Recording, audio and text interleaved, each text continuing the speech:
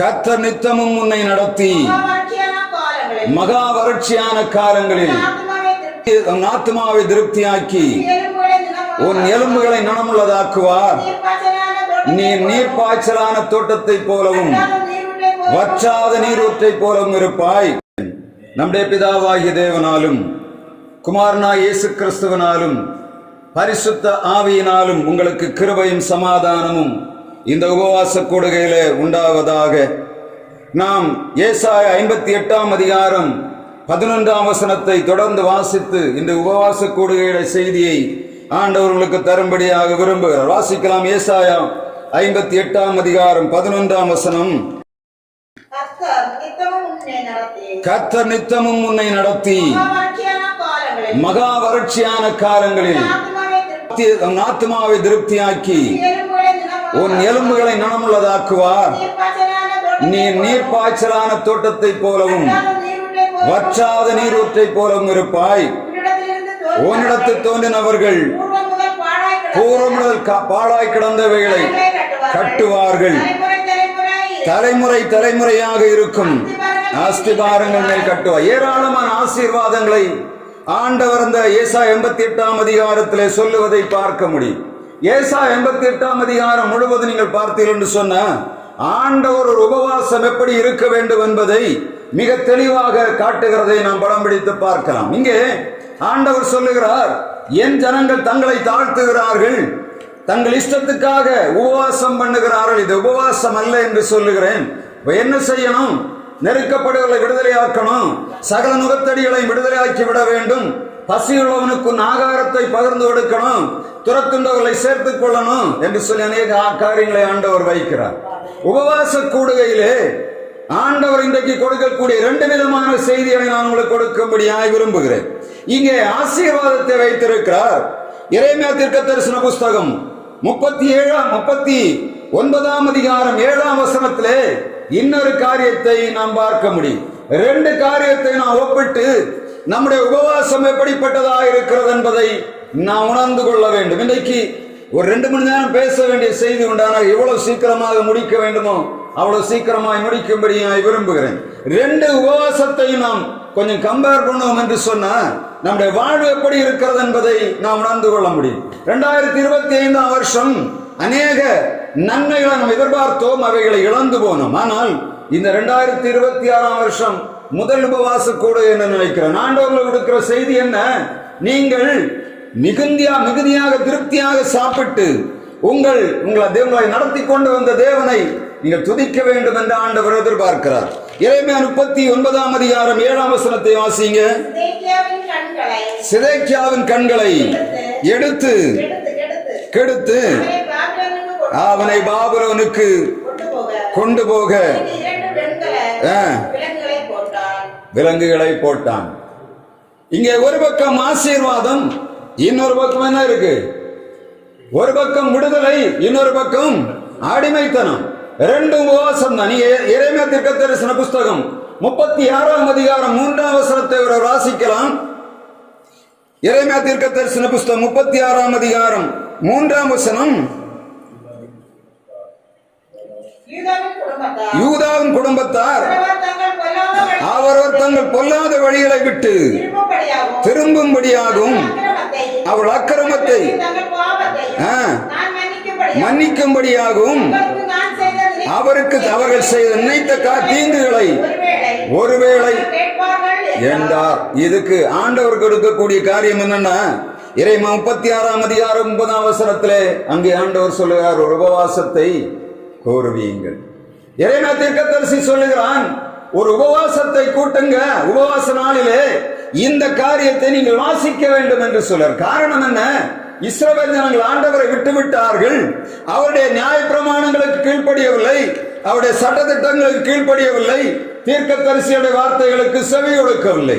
எனவே ஆண்டவர் இந்த யூதா ஜனங்களையும் இஸ்ரவேல் ஜனங்களையும் பாபிலோனின் அடிமைத்தனத்துக்கும் கல்தேயர் அடிமைத்தனத்துக்கும் விட்டுவிடும்படியாக தீர்மானம் பண்ணிவிட்டார். இப்படி எரேமியா தீர்க்கதரிசியிடம் சொல்லுகிறார், நீ போ, இந்த ராஜாவை பார்த்து சொல்லு, யோசியாவிடத்திலே சொல்லு, நான் இந்த தேசத்தை ஒப்புக் கொடுக்க போகிறேன், எனவே நீ இந்த உபவாச நாளிலே ஆண்டவர் கொடுத்த செய்தியை நீ அவளுக்கு அறிவி என்று சொல்லுகிறார். நீங்க பாத்தீங்கன்னா அந்த 36ஆம் அதிகாரம் 37ஆம் அதிகாரத்தை வாசித்து பாத்தீங்கன்னா இந்த எரேமியா தீர்க்கதரிசி சீக்கிரமாக முடிக்கும்படியாக வாசிக்கிறோம் வைக்கவில்லை.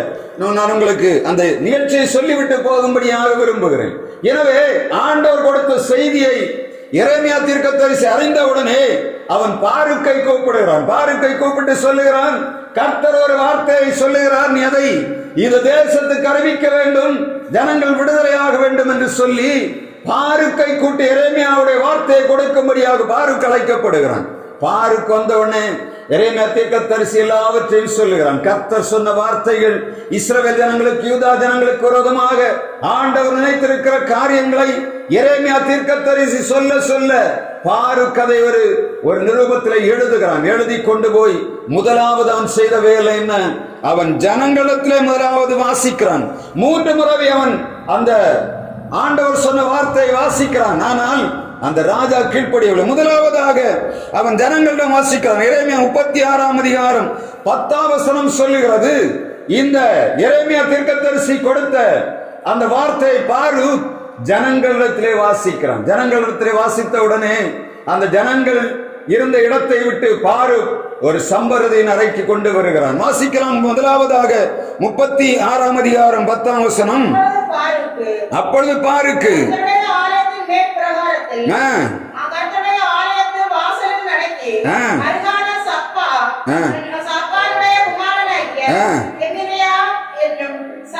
சம்பரதியின் அறையில் வாசித்தான். 36ஆம் அதிகாரம் 12ஆம் வசனம் சொல்லுகிறது. முதலாவது ஆலயத்தின் மேல்கூரையில் வாசிக்கிறான். சம்பிரதியின் அறையிலே வாசிக்கிறான். முதலாவதாக இந்த எரேமியா தீர்க்கதரிசியுடைய வார்த்தை ஜனங்களிடத்திலே வாசிக்கப்படுகிறது. இரண்டாவதாக சம்பிரதி இடத்திலே வாசிக்கப்படுகிறது. இப்பொழுது சம்பிரதி இடத்திலே வாசித்த உடனே அதிலிருந்து அதிபதிகள் சேர்ந்து இவர்கள் மூலமாக மிகா தீர்க்கதரிசியை கொண்டு யாரிடத்துல போகிறார், ராஜாவிடத்துல போகிறார். ராஜாவிடத்திலே போய் 3வது முறையாக வாசிக்கப்படுகிறது. வாசிக்கலாம். ராஜா 36ஆம் அதிகாரம் 23ஆம் வசனம்.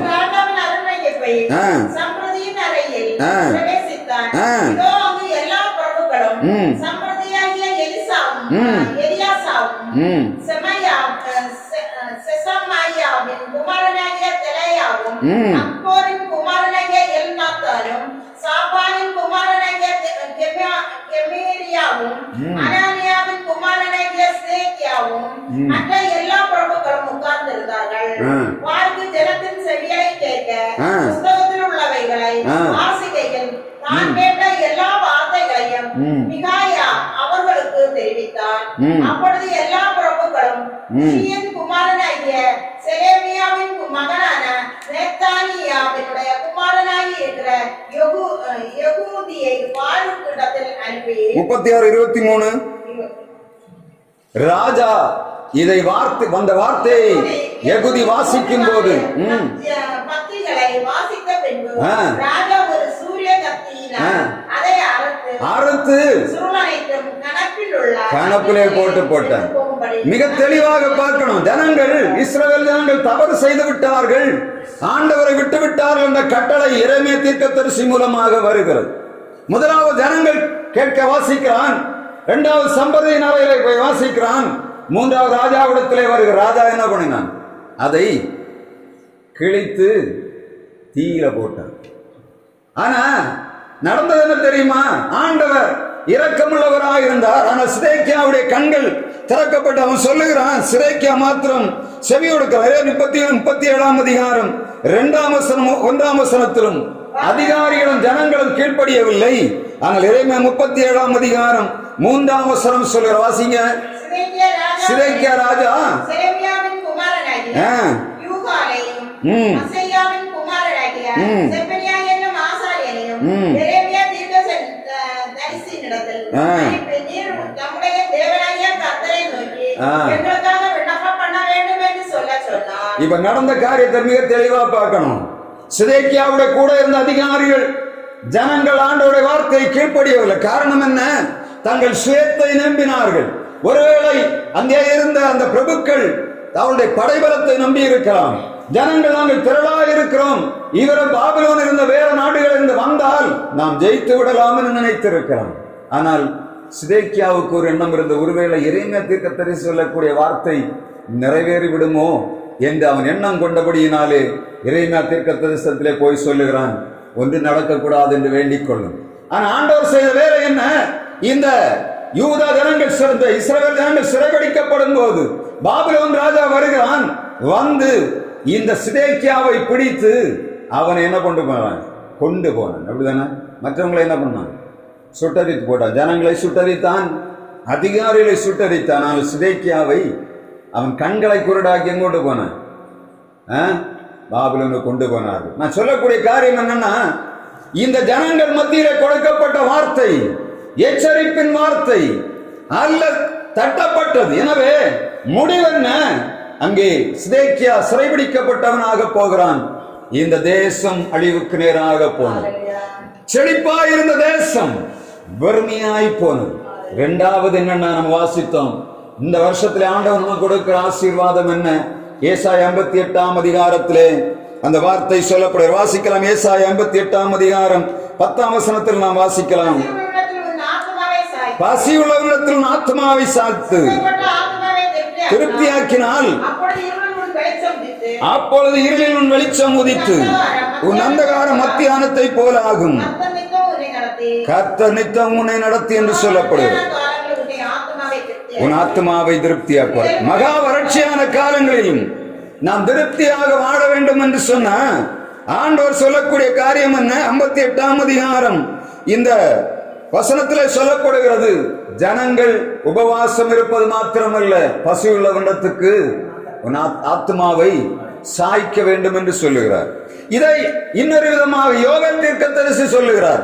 யோவேல் 2 அதிகாரம் 20 வசனத்தில் அதை வாசிக்கலாம். யோவேல் 2 அதிகாரம் 20 வசனம் அங்கே சொல்லப்படுகிறது.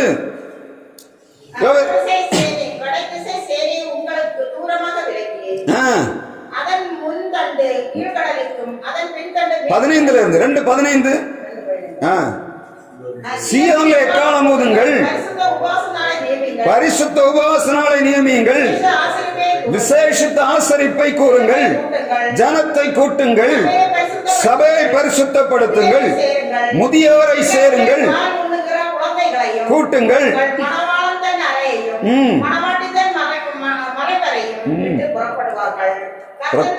கர்த்தரின் பணிவிடைக்காரராகிய ஆசாரியர்கள் மண்டபத்துக்கும் பலிபீடத்துக்கும் நடுவே அழுது, கர்த்தாவே நீர் உமது ஜனத்தை தப்பவிட்டு பிரஜாதிகள் அவர்களை பழிக்கும் நிந்தைக்கு உமது சுதந்திரத்தை ஒப்புக் கூடாதிரும். உங்கள் தேவன் எங்கே என்று பிரஜாதிகளுக்குள்ளே சொல்லப்படுவானே. இங்கே ஆண்டவர் கொடுக்கிற கட்டளை என்ன? பலிபீடத்திலே யாரு? ஆண்டவருடைய பிள்ளைகள் அனைவரும் கூட வேண்டும்.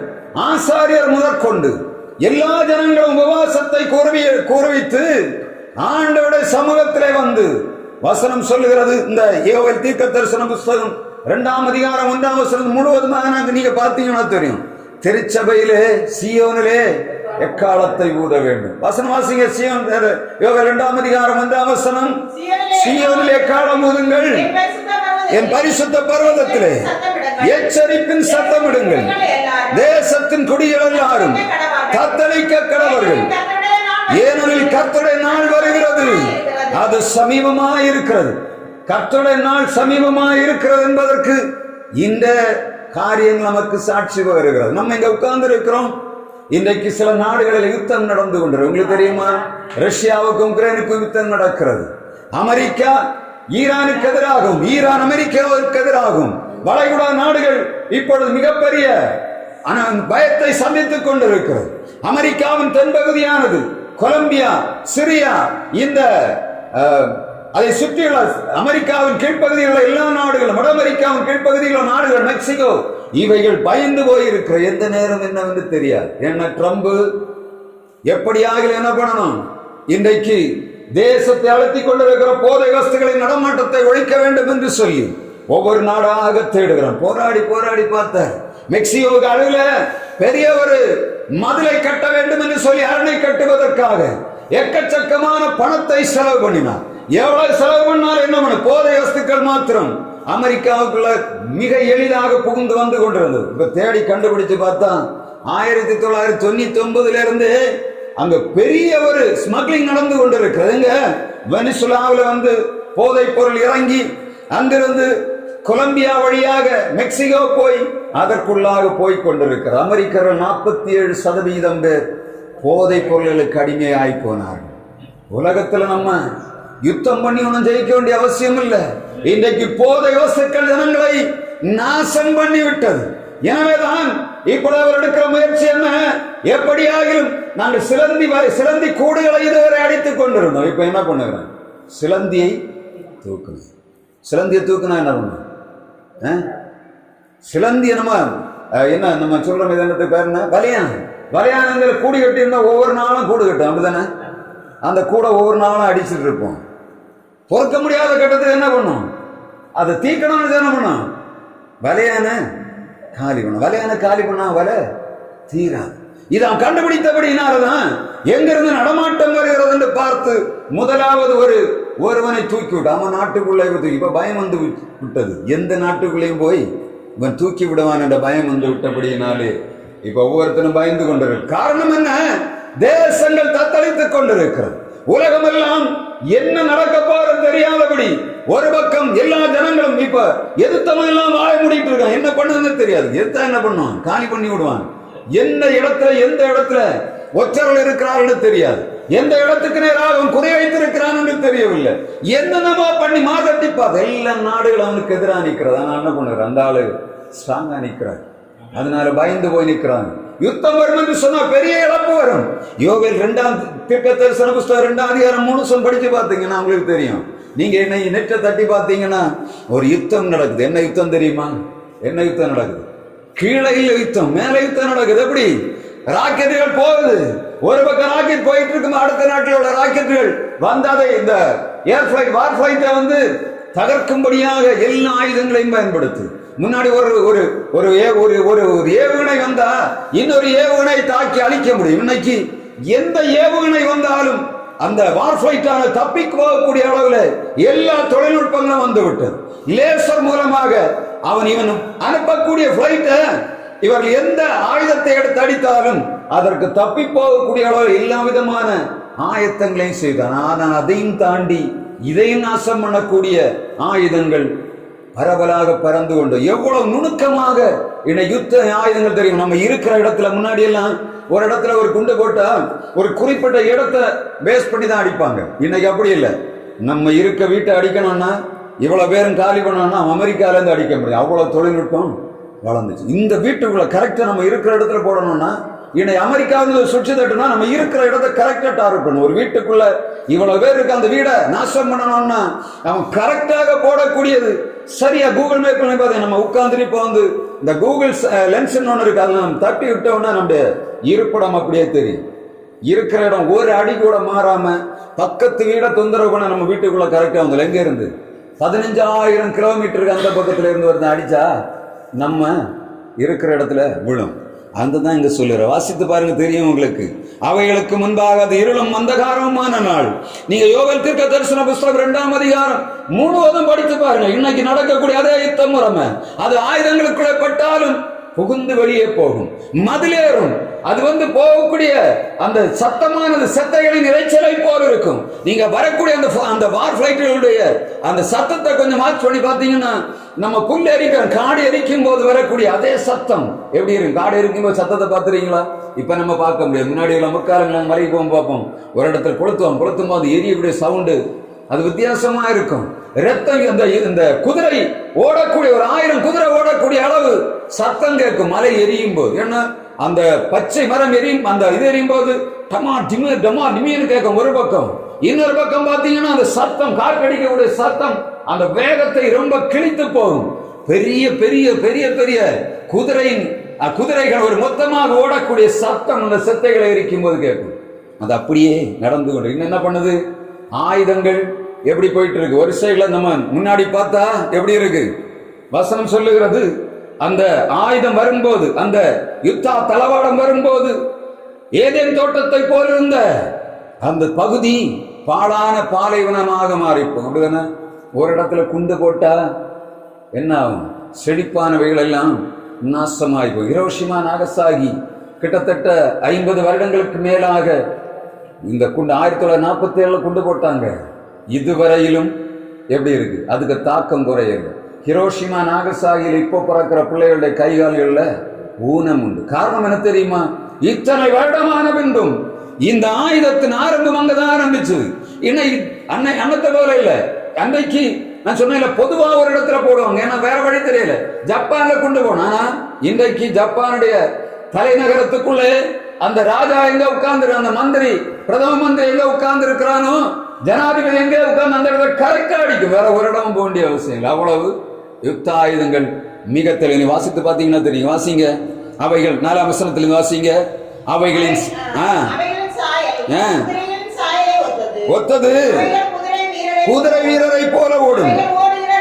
அவைகள் ஓடுகிற ரதங்களின் இறைச்சல் போலும், செத்தலை எரிக்கிற அக்கினி ஜுவாலை இறைச்சலை போலும், யுத்தத்துக்கு ஆயத்தப்பட பலத்த ஜனத்தின் இறைச்சல் போலும் சிகரங்களின் மேல் குதிக்கும். அவைகளுக்கு முன்பாக ஜனங்கள் நடுங்குவார்கள், எல்லா முகங்களும் கருகி போகும். அவைகள் பராக்கிரமசாலியை போல ஓடும், யுத்த வீரரை போல மதிலேறும், வரிசைகள் பிசகாமல் ஒவ்வொன்றும் தந்தன் அணியிலே செல்லும், ஒன்றை ஒன்று நெருக்காது, ஒவ்வொன்றும் தந்தன் பாதையிலே செல்லும். அவைகள் ஆயுதங்கள் விழுந்தாலும் காயம்படாமற் போகும். அவைகள் பட்டணம் எங்கும் செல்லும், மதிலின் மேல் ஓடும், வீடுகளின் மேல் ஏறும், பலவழி வழியாக திருடனை போல் உள்ளே நுழையும். அவைகளுக்கு முன்பாக பூமி எதிரும், வானங்கள் அசையும், சூரியனும் சந்திரனும் இருண்டு போகும், நட்சத்திரங்கள் ஒளிமங்கும். கர்த்தர் தமது சேனைக்கு முன்பாக சத்தமிடுவார். அவருடைய பாளையம் மகா பெரியது, அவருடைய வார்த்தையின்படி கர்த்தருடைய நாள் பெரிதும் பயங்கரமாயிருக்கும். அதை சகிக்கிறவன் யார்? அதுக்கு அடுத்த வசனம் வாசிங்க. ஆதலால் நீங்கள் இப்பொழுதே உபவாசத்தோடும் அழுகையோடும் புலம்பலோடும் உங்கள் முழு இதயத்தோடும் என்னிடத்தில் திரும்புங்கள் என்று கர்த்தர் சொல்லுகிறார். நீங்கள் உங்கள் வஸ்திரங்களை அல்ல, உங்கள் இருதயங்களை கிழித்து உங்கள் தேவனாய கர்த்தரிடத்தில் திரும்புங்கள். அவர் இரக்கமும் மன உருக்கமும் நீடிய சாந்தமும் மிகுந்த கிருபையும் உள்ளவர். அவர் தீங்குக்கு மனஸ்தாபப்படுகிறவருமாயிருக்கிறார். எங்க இது எங்கே கொடுக்கப்பட்டது?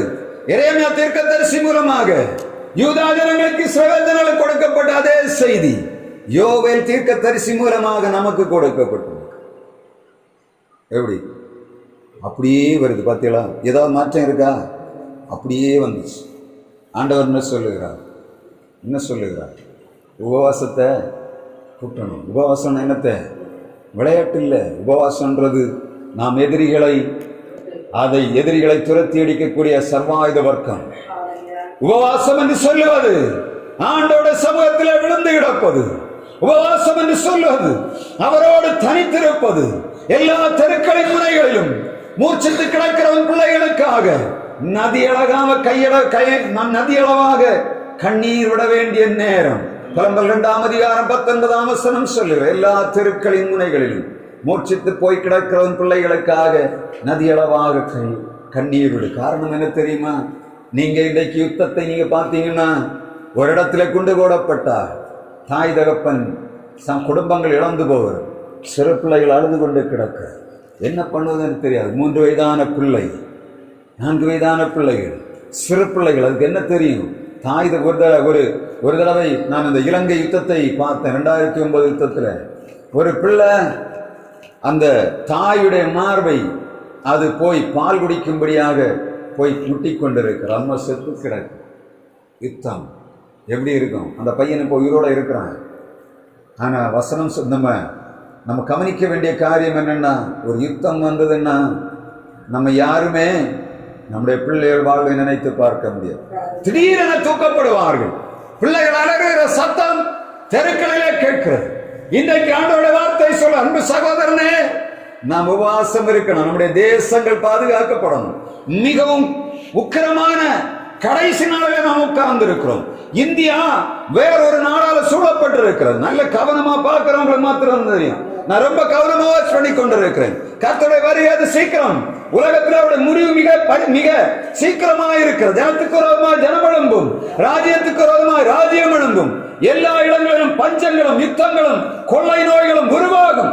ஒவ்வொரு நாடுகளும் அடுத்த நாடுகளுக்கு நேராக ஏவுகணைகளை ரெடியா செட் பண்ணி வைத்தது. ஒரு ரஷ்ய அதிபர் சொல்லுகிறார், எங்க தேசத்தை ஒருவன் கை வைத்தான் என்று சொன்னான், நாங்க இல்லாவிட்டா அந்த உலகத்துல ஒருவனும் இருக்க மாட்டான். காரணம் என்னன்னா, அவங்க வைத்திருக்கிற யுத்த ஆயுதம் என்ன தெரியுமா? எல்லா இடங்களையும் அழித்து விட்டாலும் இது முடித்து ஜனங்கள் யாரும் இல்லை என்று சொல்லி ரஷ்யாவில் எந்த ஜனங்களுடைய இதுவும் இல்லாம இருந்தால் அங்கிருந்து தானாகவே எழும்புமா, தானாகவே ஏவுகணைகள் எழும்பி ஒவ்வொரு நாடுகளும் எல்லா நாடுகளுக்கு நேரம் மிகவும் சக்தி வாய்ந்த ஏவுகணைகளை வைத்திருக்கு. ஒரு நாடு தப்ப முடியாது. என்ன நீ தொட்ட நீ செத்த. நாங்க யாரும் இல்லாம இருந்தாலும் ரஷ்யா உலகத்துல இல்லாம இருந்தா உலகத்துல ஒரு நாடம் இருக்காது என்று மிக தைரியமாக மாறுதட்டி கொண்டிருக்கிற ரஷ்ய அதிபர். எப்படி இருக்கு காலம்? மிக கொடிதான காலத்துல நம்ம என்னென்னமோ சேர்க்கிறோம், எதையோ கூட்டுகிறோம்.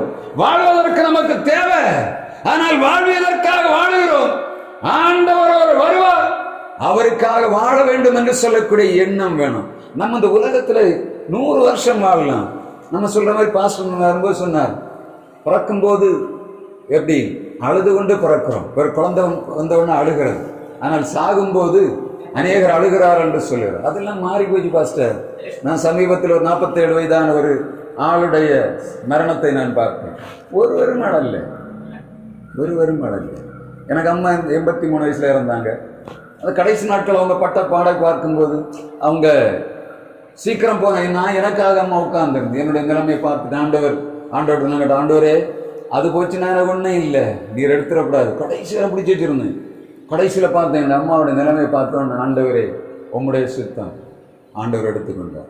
அதுக்கப்புறம் நடந்தது என்னன்னா பயங்கர கஷ்டம். நான் யோசித்து எடுத்து போனேன், ஆண்டவரே நான் எப்படி இனி சர்வை பண்ணுவேன்? எனக்குள்ள பெரிய போராட்டம். எனக்கு அம்மா இல்லைன்னா செத்து போவேன். அந்த கண்டிஷன் உயிரை வச்சிருந்தேன் அம்மா மேல. நான் ஆண்டவர் பார்த்தார். கடைசியில் அவங்க பட்ட உபத்திரவங்களை எல்லாம் பார்த்தோன்னு நானே விட்டு கொடுத்தேன். இந்த உபத்திரவத்தை காட்டிலும் நான் வாழ முடியும். அப்ப அந்த அளவு வரும்போது எப்படி இருக்கும்? கடைசி நேரத்தில் விட்டு கொடுக்கத்தான் மனிதர்களுடைய விரும்பல. இன்றைக்கு மரித்தால் அழகாக அடக்கம் பண்ணிவிட்டு அவர் ஒரு வேலையை பார்க்கறதுக்கு நேரம் இருக்கு. ஏன்னா வேலை இன்னைக்கு வெளிநாடுகளில் வேலையில் இருக்கிறவங்க பார்க்குறாங்க.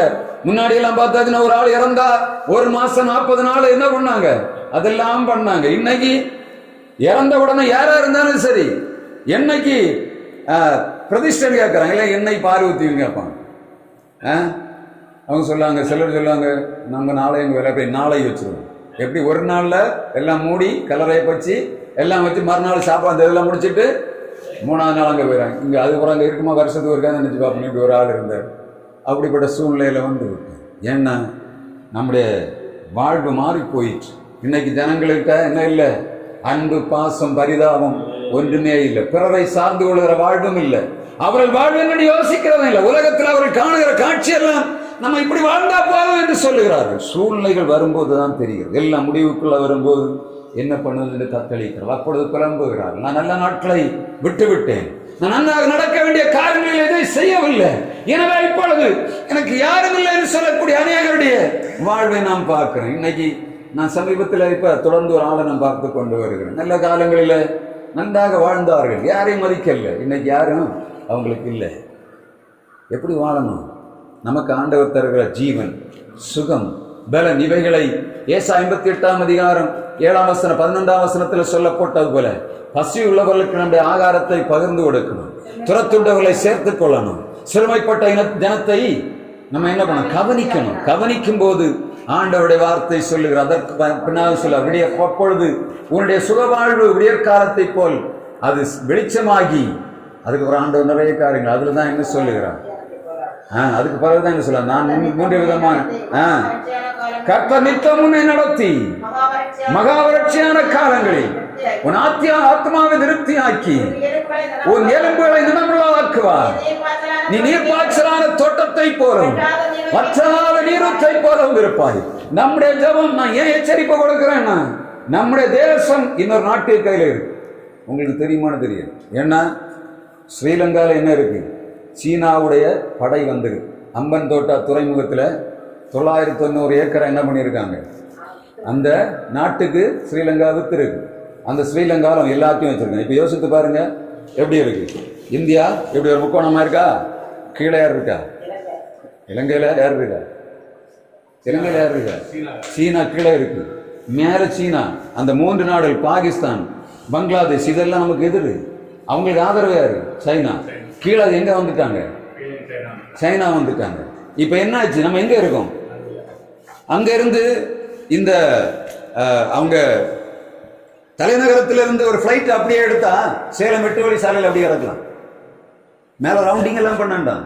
இப்ப நம்ம ஸ்ரீலங்காவில் வரோம்னா அவங்க எடுத்து அப்படியே சுத்தி கொண்டு வரோம். 15 நிமிஷம் 10 நிமிஷம் ரன்னிங், அரை மணி நேரத்தில் நம்ம திருவனந்தபுரத்தில் வந்து இறங்கிக்கலாம். மொத்தம் 10 நிமிஷம் தான் ரன்னிங்.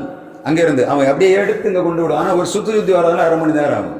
ஆனா இனி ஒரு யுத்தம் வந்தன்னா அவன் அப்படியே பிளைட்டை தூக்கி சேலம் 8 வழி சாலையில் இறக்க முடியும். அப்படி ஸ்ட்ரைட்டா போட்டு வச்சிருக்கு ரோட. எப்படி இருக்கு, 1 மணி நேரத்துல ஒரு நாட்டை பிடித்து விடும். எல்லாம் நம்ம போன் எல்லாம் அவங்கள கையில இருக்கு. எல்லாமே என்ன இருக்கு, நம்ம போனை யூஸ் பண்றோம் இல்ல, இது சீனாவுடைய கையில் உள்ள போன் நம்ம கையில இருக்கு. சாப்ட்வேர் எல்லாம் அவங்கள கையில, மொத்தத்தை எடுத்தாச்சு. இண்டஸ்ட்ரி எல்லாம் நம்ம கையில இருக்கு. இப்ப சாப்பாடு தான் அனுப்பிட்டு இருக்காங்க. நம்ம எல்லாம் என்ன பண்ணோம், காசு கொடுத்து சாப்பிட்டுட்டு இருக்கோம்.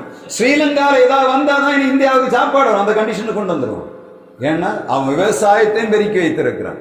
எல்லா பொருளும் கப்பல்ல வந்து அம்பன் தோட்டா துறைமுகத்தில் இறங்கும். அங்க இருந்தா நம்ம டிஸ்ட்ரிபியூஷன் ஆகும். ஏன்னா நம்ம இப்ப வேலை செய்யல, தண்ணி எல்லாம் என்ன பண்ணியாச்சு, காலி பண்ணியாச்சு. மலையெல்லாம் வந்து தின்னாச்சு, மரங்களை நாடி காலி பண்ணியாச்சு. மழைய கேள்வி கேட்கிறோம். ஏசின்னு சொல்லக்கூடிய ஒரு கன்னியாகுமரி மாவட்டத்தில் நீ ஏசி இல்லாம தூங்க முடியாத சூழ்நிலைக்குள்ள வந்துடும். நம்ம சின்ன வயசுல பாத்தீங்கன்னா அந்த நேரம் எல்லாம் எப்படி இருக்கும், அப்படியே ஜிபுன்னு இருக்கும், மழை பெய்துட்டு இருக்கும். எப்ப பார்த்தாலும் இந்த நாடை விட்டு போனவரும் தெரிந்த நாட்டுக்கு நிலைமை என்ன வந்து பார்த்தா இன்னைக்கு வீட்டுல ஏசி போடாம ஃபேன் போடாம தூங்க முடியாது. கன்னியாகுமரி மாவட்டத்துல மிக பரிதாபமான சூழ்நிலை. கன்னியாகுமரிக்கு ஏசி வந்துச்சுனாலே தேசம் பாலைவனம் ஆயிடுச்சு. ஆனா ஒருத்தருக்கு அறிவு இல்ல, பெரியவர்களுக்கும் தெரியவில்லை. என்ன பண்ணுறோம் யாரும் கேள்வி கேட்க முடியல. ஆனா அவ்வளவு அக்கிரமம் பருத்து போச்சு. அரசியல்வாதிகள் என்ன பண்ணணும், பணம் சம்பாதிக்கணும்னு இயற்கை முற்றுமா எடுத்து நாசம் பண்ணிட்டான். என்ன பண்ணறது, ஒண்ணுமே கேள்வி கேட்க முடியவில்லை. ஒரு காலத்துல நீங்க பாத்தீங்கன்னா நம்முடைய மலையில இருந்து வரக்கூடிய அந்த பச்சிலைகள் இருக்கும். பச்சிலைகள் இருந்து வரக்கூடிய அந்த ஸ்மெல்லு அப்படியே நம்ம கன்னியாகுமரி மாவட்டத்தில் வீசிட்டு இருக்கும். இயற்கையாகவே நமக்கு என்ன கிடைச்சு தெரியுமா, நோய் எதிர்ப்பு சக்தி இருந்து. இன்னைக்கு கன்னியாகுமரி மாவட்டம் தமிழ்நாட்டிலே கேன்சர் பேஷண்ட் நிறைந்த மாவட்டம். எப்படி இருக்கு, எவ்வளவு கேவலம் ஆயிட்டும் தெரியுதா? ஏன் அக்கிரமம் தன்னுடைய குடும்பத்துக்காக சேர்த்த பரவாயில்லை, தலைமுறைக்காக சேர்க்கிறாங்க. என்ன பண்றது, யாருக்கு கொடுக்க வேண்டிய நம்முடைய வாழ்வை அழித்து ஏதோ அக்கிரமக்காரர்கள் எத்தனை நாள் இருப்பாங்க. எல்லாம் முடிச்சுட்டு அவங்க போய் படுக்கும் போது எல்லாத்தையும் மூடி போட்டிருப்பாங்க. பிள்ளைகள் வைக்க வேண்டிய ஆசீர்வாதத்தை எல்லாம் தீர்த்துட்டாங்க. நம்ம எச்சரிக்கிறோம். பேசுறது என்னன்னா, நமக்கு ஒரு உணர்வு வேணும். நம்ம ஜெபிக்கும் போது நம்மை சுற்றி இருக்கிறத நம்ம மட்டும் ஒரு நாள் பிளேட்டு சாப்பாடு கிடைச்சா, சிக்கன் கிடைச்சா, மட்டன் கிடைத்தா போதும்னு நினைக்கிறேன். நம்முடைய பிள்ளைகளுடைய லைஃப்பை நினைச்சு பார்க்கணும். ஏன்னா அடுத்து என்ன பண்றது எனக்கே குழப்பமா இருக்கு. நம்ம நடந்து வந்த பாதை ஒண்ணு, நமக்கு சாப்பாடு பண்ணது தெரியும். இன்னைக்கெல்லாம் எனக்கு ஒரு வயல் நட்டு வயல்ல இருந்து எனக்கு அனுபவம் எடுக்க தெரியும். அதே மாதிரி ஏதோ ஒரு உணவு என்னால உருவாக்க முடியும். நம்ம பிள்ளைகளை அதை உருவாக்க தெரியுமா? என்ன தெரியும், எனக்கு அவிச்சு வச்சா சாப்பிட தெரியும். பிள்ளைகள்கிட்ட போய் கேட்கிறார் ஒரு ஆளு, அரிசி பச்சை அரிசி எங்க இருந்து வருகிறது? அது சொல்லுது பச்சை அரிசி யூரோப்ல இருந்து வருதுன்னு சொல்லு. புழுங்க அரிசி எங்க இருந்து? அது தஞ்சாவூர்ல இருந்து வருது. புரியுதா? காலேஜ் படிக்கிற பிள்ளைகிட்ட ஒரு ஆள் கேட்கிற, ஏம்மா அரிசி நீ சாப்பிட்ற இல்ல, பச்சை அரிசி எங்க இருந்து வருது? அது யூரோப்ல இருந்து வருது. புழுங்க அரிசி எங்க இருந்து வருது? தஞ்சாவூர்ல இருந்து வருது. பச்சை அரிசி எங்க இருந்து வருது? பாடியில இருந்து வருது. புழுங்க அரிசி பச்சரிசி எங்க இருந்து வருது? அது நெல் தான் வருது. பச்சரிசி புழுங்கரிசி வித்தியாசம் என்ன சொல்லி கொடுத்துறீங்களா? நீங்க தெரியாது. பச்சரிசின்னா என்ன தெரியுமா? நெல் அப்படியே எடுத்து காய போட்டு இடிச்சு எடுத்தா என்ன இருக்கும், அந்த தோலை உரிச்சா பச்சை அரிசி. அதே அரிசிய என்ன பண்ணணும், அவிச்சு காய போட்டு எடுத்தா அது புழுங்க அரிசி. புரியுதா? இதை கூட நம்ம மறந்தாச்சு, நம்ம பிள்ளைகள்ட்ட சொல்லி கொடுக்கல. அதே போல பிள்ளைகள்ட்ட கேட்கிறாங்க ஒரு ஆளு, பால் எங்கிருந்து வருகிறது? அது சொல்லுது மரத்திலிருந்து வருகிறது. இல்ல அந்த பால் இல்ல, குடிக்கிற பால். பிள்ளைகிட்ட கேட்கிறான் அது ஏதோ ஒரு மரத்துல இருந்து வருதுன்னு சொல்லி. இங்க இல்ல, வெளிநாட்டுல ஒரு பிள்ளைகிட்ட கேட்கிறாங்க where the milk comes from. அது சொல்லுது மரத்துல இருந்து, it is come from a tree அப்படின்னு சொல்லி. ஸோ எந்த நிலைமையில போயிட்டு இருக்கோம்னு பார்த்துருங்க. நம்ம கீழே பார்க்கல, எல்லாரும் மேல பார்க்க ஆரம்பித்துட்டோம். ஏதோ வருது பிள்ளைகளுக்கு நம்ம என்ன பண்ணோம், நல்ல படி, 100 மார்க் வாங்க, 200 மார்க் வாங்க. ஒன்னும் செய்யாதுங்க. செய்தா என்ன ஆகும்? ஃபாஸ்ட் ஃபுட் அங்க திறந்து வச்சிருக்கான். அவன் என்னத்தை போட்டாலும் சரி. நம்ம பிள்ளைகள் என்ன பண்ணுவான், கல்யாணம் பண்ணும்போது கேட்கறாங்க. இன்னைக்கு நான் சமீபத்தில் ஒரு இதை பார்த்தேன். ஒரு பொண்ணு சொல்லுது, நான் கல்யாணம் பண்ண போறவனு மினிமம் 1 லட்சம் ரூபாய் சம்பளம் இருக்கணும், 2 மாடி வீடு வேணும், கார் வேணும், இவ்வளவு இருந்தாலும் கல்யாணம் பண்ணுவேன்னு சொல்லி. 1 லட்சம் ரூபாய் சம்பளம், பேங்க்ல பேலன்ஸ் இருக்கணும், 2 மாடி வீடு வேணும். 2 மாடி எதுக்கு வேணும்? எனக்கு ஒரு பிள்ளை பிறந்தா அதுக்கு இப்படியே சேர்த்து வைக்கணும். இவ்வளவு என்ன பண்ண இல்ல, அதான் சொல்றேன், எனக்கு சமைக்க தெரியாது, எல்லாம் அவர் தான் சமைக்கணும். அப்ப ஒருத்தன் என்ன பண்ணா, ரீல்ஸ் சொல்றேன், இன்னொரு ரீல்ஸ்ல இருக்கேன். ஏ சரியம்மா, கரெக்ட், நான் என் வீட்டுல உள்ள வேலையெல்லாம் பாத்துக்கிறேன், நீ வேலைக்கு போ, நீ நீ எனக்கு நீ என்னெல்லாம் கேட்டி அதெல்லாம் எனக்கு கொடுத்தா, நான் வீட்டுல சமையல் பண்றேன், ஒண்ணும் பண்ணாண்ட. அவன் என்ன சொல்ற, அது எப்படி? ஆம்பளைக்கு வேலை என்ன? சம்பாதிச்சு பணத்தை கொண்டு வரணும். அப்ப நீ சம்பாதிச்சும் அவன் சம்பாதித்தும் கொண்டு வந்து உனக்கு இதெல்லாம் கொடுக்கணும்னா எப்படி முடியும்? காலம் எப்படி போகுது? பிள்ளைகளுக்கு நம்ம கற்றுக் கொடுக்க வேண்டிய நீதி நியாயங்களை கற்றுக் கொடுக்கவில்லை. உலகம் அக்கிரமத்துக்கு நேராக போய், நான் ஜோக்கா சொன்னாலும் உண்மையிலே வேதனையோட பேசுகிறேன். எனக்கு ஒண்ணுமே பேச தெரியல, ஆனா நம்மகிட்ட அதிகாரம் இல்லை. கிறிஸ்தவர்களுக்கு அதிகாரம் நம்ம என்ன பண்ணுகிறோம்? அதிகாரம் நமக்குள்ளதில்லை. அரசியல்வாதி என்ன பண்ணுகிறான், நம்மளை எளிதாக சாப்பிட்டு விட்டு போய்விட்டான். பிள்ளைகள், நமக்கு பிள்ளை தந்திருக்க பிள்ளைகள் அரசாங்க இந்த அரசியல்வாதிகளை கையிலே சிக்கி விட்டது. வெளி உலகத்திலே டாக்டர்களை கையில சிக்கி விட்டது. இன்னும் நீங்க பாத்தீங்கன்னா ஒரு காலத்துல நம்ம ஒரு நோய் வந்தா நம்ம வீட்டுல ஏதாவது செய்வோம். இன்றைக்கு அப்படி இல்லை. நோய் வந்த உடனே டாக்டர் என்ன சொல்லுகிறாரோ, 3 மணிக்கு சாப்பிடணும்னா கரெக்டா 3 மணிக்கு மருந்து சாப்பிடணும், 5:01 சாப்பிடணும், 5:01 தான் சாப்பிடும். அப்படி முழுசா கண்ட்ரோல் பண்ணிட்டாங்க.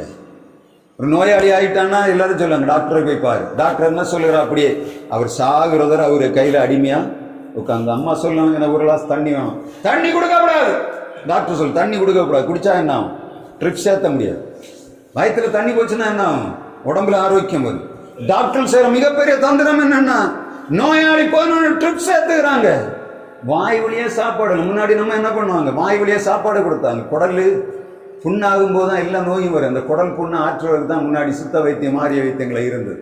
ஆனால் இன்னைக்கு ஒண்ணுமே செய்யலை. என்ன பண்ணுறோம், எல்லாம் இங்கே ஏற்றணும். வாய் என்னாச்சு, மரத்து போய். குடல் என்னாச்சு, சூம்பி போய். முடிஞ்சு போச்சு, சாப்டர் க்ளோஸ்.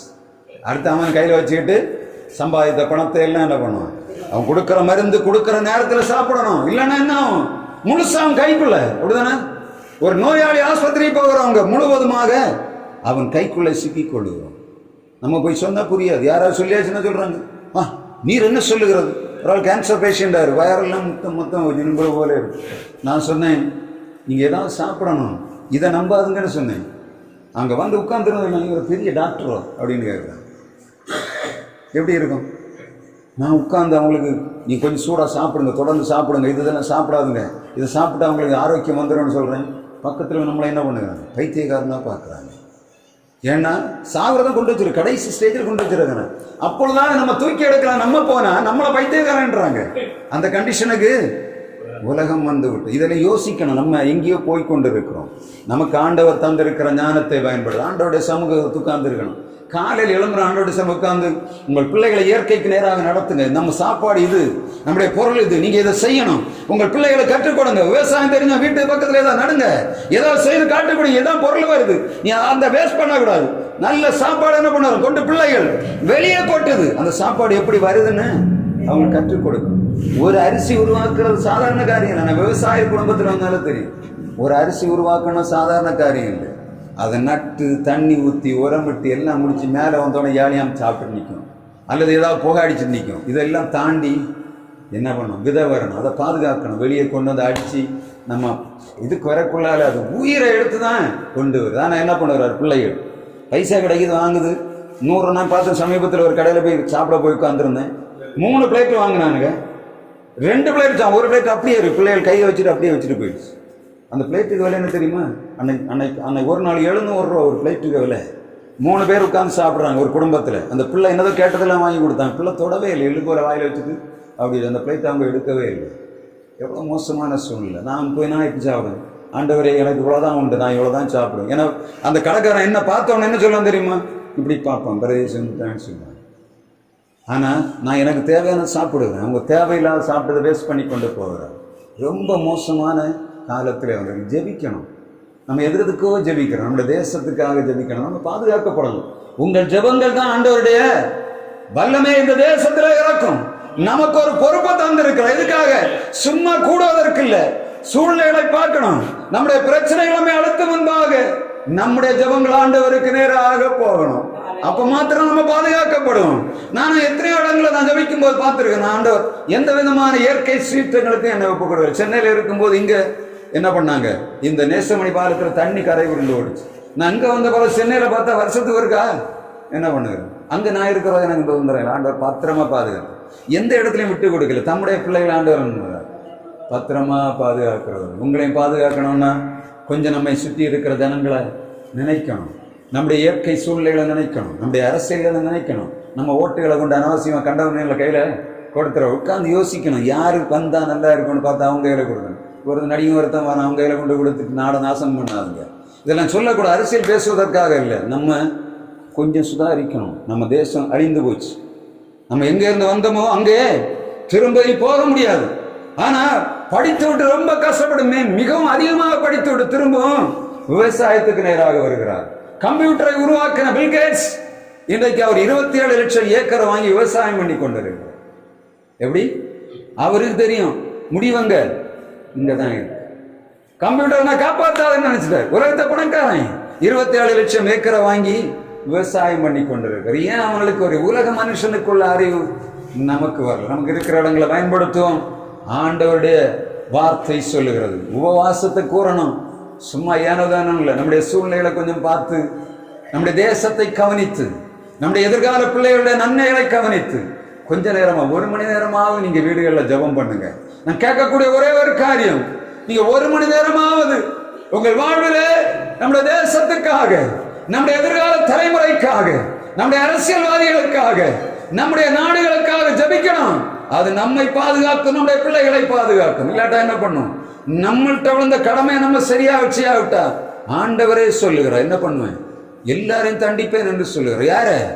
ஜனங்களை தண்டிப்பார், ஆசாரியர்களை தண்டிப்பார், லேவியர்களை தண்டிப்பார், தேவனுடைய ஊழியரை தண்டிப்பார் என்று சொல்லுகிறார். ஏன்னா எண்ணம் எங்க இல்லை, ஜனங்களை பற்றிய கவலை இல்லை, தேசத்தை பற்றிய கவலை இல்லை.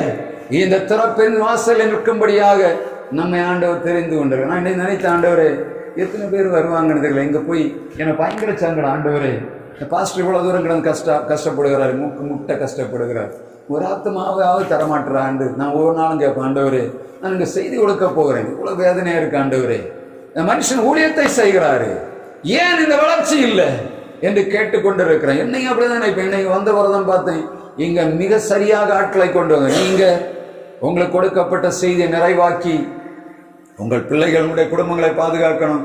என்ன நீங்க சம்பாதிச்சாலும் தெரியும், ஆண்டவருடைய சமூகத்தில் காத்து கிடக்கிற நேரத்தை விட்டுறாதுங்க. ஆண்டவரிடத்துல காத்து கிடக்கிற நேரம் ஒன்று உண்டு. உலகத்தில் சம்பாதிக்கிறது எல்லாமே ஆண்டவர் வைத்திருக்கிறார். நானும் பார்த்திருக்கிறேன். ஜெபம் பண்ணி ஆண்டவருடைய சமூகத்தில் இருந்து போகும்போது அவரே வழிகளை திறந்து மிக அதிசயமாக ஆசீர்வதிக்கிறதை பார்க்க முடியும். ஆனா நாம எல்லாத்தையும் சுயத்திலே செய்யணும்னு நினைத்தோம்னா எல்லாமே தரைகளாக போகிறத கண்ணால பார்த்துருக்கேன். அதனால ஆண்டவருக்கு கொடுக்கக்கூடிய நேரத்தை நம்ம கொடுக்கணும். அது ஆண்டவருக்கு கொடுக்கறதுன்னா அவரே கொடுக்கறது இல்லை, நம்முடைய ஆத்மாவுக்கு கொடுக்கிறது. நம்ம நினைக்கிற ஆண்டவருடைய சமூகத்திலே ஜெபம் பண்ணுகிறது ஏதோ நேர போக்குன்னு நினைக்க, அப்படி இல்லை. உங்க ஆத்மாவை பாதுகாப்பதற்காக நீங்கள் பண்ணுகிற செலவு என்பது நினைத்து செய்யணும்.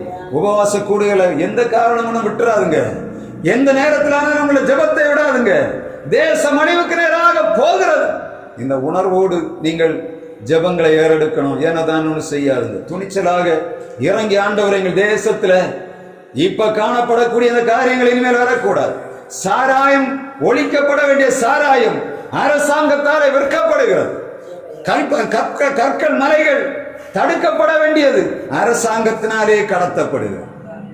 எவ்வளவு மோசமான சூழ்நிலை. பாதுகாக்கிறவனே வேலியே பயிரை மேய்கிற, வேலியை பயிரை மேய்கிற கடைசி நாட்கள். நீ எவ்வளவு சம்பாதிச்சாலும் பத்தாது. ஏன்னா நீ காலையில சம்பாதிக்கிற பணத்தை அரசியல்வாதி கையில எடுத்துட்டு போயிடும். அந்த அவ்வளவு சூழ்நிலைகளுக்குள்ள எல்லாம் விவசாயம் அது போனது, விலைவாசி ஏறிவிட்டது, சம்பாதிக்கிறதான். அப்ப என்ன பண்ணணும்? நல்ல தலைவர், ஊழல் இல்லாத தலைவர் வரணும். கொடுக்கக்கூடிய ஜனங்களுடைய திட்டங்களுக்கு போகக்கூடிய அந்த திட்டங்கள் சரியாக பணம் செலவு பண்ணப்படணும். அப்ப அந்த குழப்பம் வராது. 10 ரூபா ஒரு ப்ராஜெக்ட் விட்டா 8 ரூபா அரசியல்வாதிகள் சாப்பிடுகிறாங்க, 2 ரூபா விலை போகுது. அப்போ எப்படி இருக்கும்? அது எல்லாமே நம்மை தான் பாதிக்கும். நம்ம 3000 ரூபா வாங்கி இருக்கிறோம். யாருக்கு பணம்? அது நம்ம பணம். நம்ம பேர்ல எவ்வளவு கடன் வாங்கி வச்சிருக்காங்க தெரியுமா? 9 லட்சம் கோடி கடன் வாங்கி வச்சிருக்கிறோம். ஒரு ஆளுக்கு தலையில 4.5 லட்சம் ரூபாய். நான் கணக்கு போட்டு பார்த்தேன், 4 வருஷத்துல நம்ம அரசாங்கம் 4.5 லட்சம் ரூபாய் கடன் வாங்கி வச்சிருக்கு. ஒவ்வொரு தலையில 1.5 லட்சம் ரூபாய். நான் கணக்கு பார்த்தேன், 420 கிலோ அரிசி கொடுத்துருக்காங்க 12 மாசம் ஃப்ரீயா. 1 கிலோ அரிசி எவ்வளவு? 312 ரூபா வந்துருக்கு. நீங்க வாங்குற இலவச அரிசி விலை எவ்வளவு? 312 ரூபா. எங்க போச்சு பணம்? எங்க போயிருக்கு? நீங்க ஓட்டு கொடுத்தவங்கள கையில போயிருக்கு. 1 கிலோ அரிசியை 312 ரூபா கொடுத்த அரசாங்கம் பில்லு போட்டு எடுக்குது. நீங்க அதை ஃப்ரீயா கிடைக்கணும்னு சாப்பிடுறோம். 3000 ரூபாய் கொடுத்துருக்காங்க, சந்தோஷமா வாங்கி கழிச்சிட்டோம். 3000 ரூபாய் எத்தனை லட்சம் கடன் வாங்கியிருக்காங்க தெரியுமா?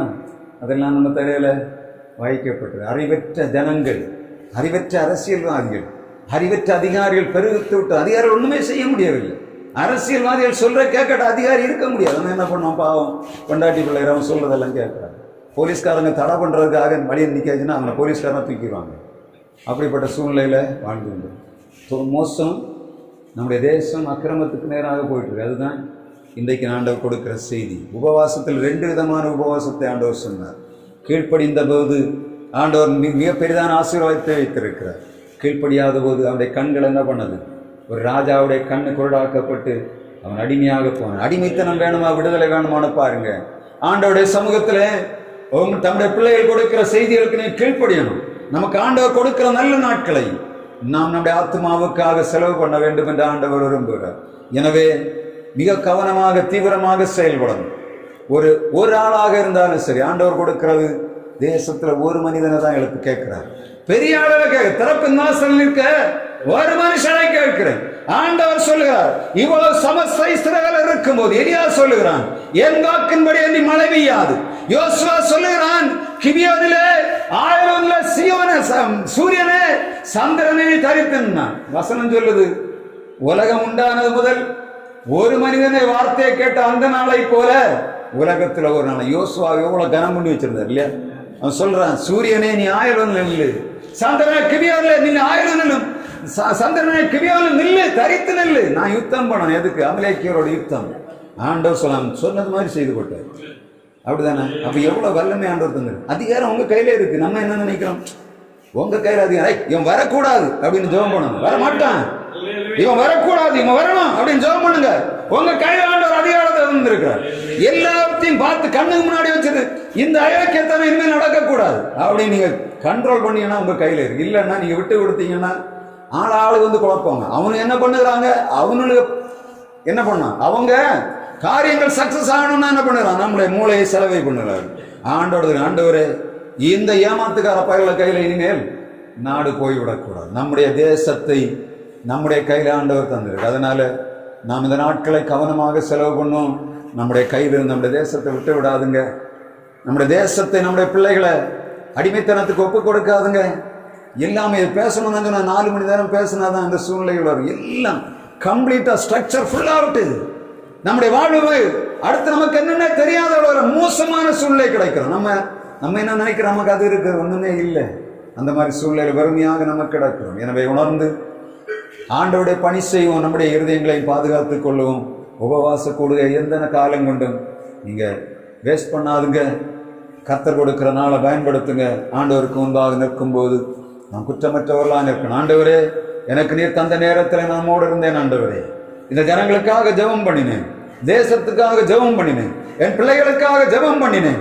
அதனால நான் பாதுகாக்கப்படுகிறேன் என்று ஆண்டோட தைரியமா சொல்ல முடியும். எனவே தொடர்ந்து நாம் உபவாச கூட ரொம்ப கவனமான சொல்லக்கூடிய உபவாசத்தை நீங்க அல்லத்தட்டாதுன்னு சொல்லக்கூடிய காரணம் எல்லாம் இந்த தேசத்தை பாதுகாப்போம், பொறுப்பை உணர்ந்து செயல்படுவோம். தொடர்ந்து ஆண்டவர் நம்மோடு நடத்துவாராக.